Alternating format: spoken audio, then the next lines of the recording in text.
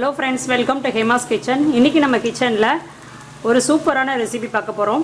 நம்ம எக்ஸிபிஷனில் எல்லாருமே வந்து காலிஃப்ளவர் 65 அதாவது கோபி 65 சாப்பிட்ருப்பீங்க. அதே மாதிரி நம்ம எப்படி செய்யலான்னு பார்க்கலாம். நம்ம என்ன தான் வீட்டில் செஞ்சாலும் அதே மாதிரி வராது.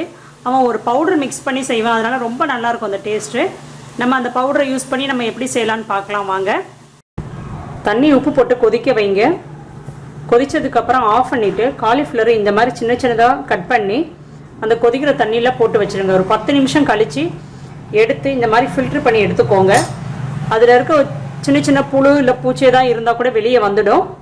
இப்போ நம்ம வந்து இதை இந்த மாதிரி பெரிய பாத்திரத்தில் போட்டுக்கோங்க. நம்ம இந்த பேக்கெட் வந்து எக்ஸிபிஷனில் எல்லாருமே பார்த்துருப்போம். காலிஃப்ளவர் வந்து பொரிச்சு கொடுக்குற இடத்துல அதை கோபி 65ன்னு சொல்லி போட்டிருப்பாங்க. அந்த இடத்துல இந்த மாதிரி மசாலா பாக்கெட் வச்சுருப்பாங்க. எல்லாருமே கண்டிப்பாக பார்த்துருப்போம். அவன் செஞ்சு கொடுக்குறது வந்து நல்லா மொறுமொறுன்னு இருக்கும். நம்ம வீட்டில் வந்து செஞ்சோம்னா அந்த மாதிரி மொறுமொறுன்னு வராது. நம்ம அதை வந்து இன்றைக்கி நம்ம வீட்டில் செய்யலாம். நான் எக்ஸிபிஷனில் நான் வாங்கிட்டு வந்தேன். ஒரு பேக்கெட் கட் பண்ணியிருக்கிறேன், அதை சேர்த்துக்கிறேன். இதுலேயே காரம் இருக்கும், அதனால் நீங்கள் காரம் வந்து நீங்கள் பார்த்து சேர்த்துக்கோங்க. இதில் 2 ஸ்பூன் கார்ன்ஃப்ளவர் சேர்த்துக்கிறேன். அரிசி மாவு 1 ஸ்பூன். அரிசி மாவு சேர்த்ததுக்காக கொஞ்சமாக ஒரு 1/2 ஸ்பூன் மிளகாத்தூள் சேர்த்துக்கிறேன். உப்பு சேர்த்துக்கிறேன். பார்த்துட்டு அப்புறம் சேர்த்துக்கலாம். இப்போ இதெல்லாம் நம்ம மிக்ஸ் பண்ணிக்கலாம். அவங்களுக்கு எதுக்கு அந்த மாதிரி கிறிஸ்பியாக இருக்குதுன்னா சுடுதண்ணியில் போட்டு, நம்ம வீட்டில் வந்து சுடுதண்ணியில் போட்டு எடுப்போம். ஆனால் அவங்க வந்து அந்த மாதிரி சுடுதண்ணியில் போட்டு எடுக்க மாட்டாங்க. அப்படி கட் பண்ண உடனே அப்படியே போட்டுருவாங்க. அதனால் அந்த கிறிஸ்பினஸ் அப்படியே இருக்கும். நம்ம வந்து வீட்டில் இந்த மாதிரி வேக வச்சு லேசாக அந்த சுடுதண்ணியில் போட்டு நம்ம எடுக்கிறோம். அதனால வந்து நமக்கு அந்த கிறிஸ்பினஸ் இருக்காது. நம்ம இன்றைக்கி அந்த மாதிரி செய்யலாம்.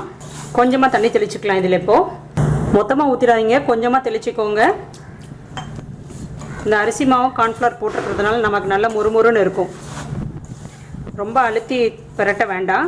நம்ம சுடுதண்ணியில் போட்டு எடுத்ததுனால பூ வந்து ரொம்ப சாஃப்டாக இருக்கும். இந்த மாதிரி பிரட்டி எடுத்துக்கோங்க. உப்பு கரெக்டாக இருக்குது, காரமும் சரியாக இருக்குது. நம்ம இப்போ இதை ஃப்ரை பண்ணலாம்.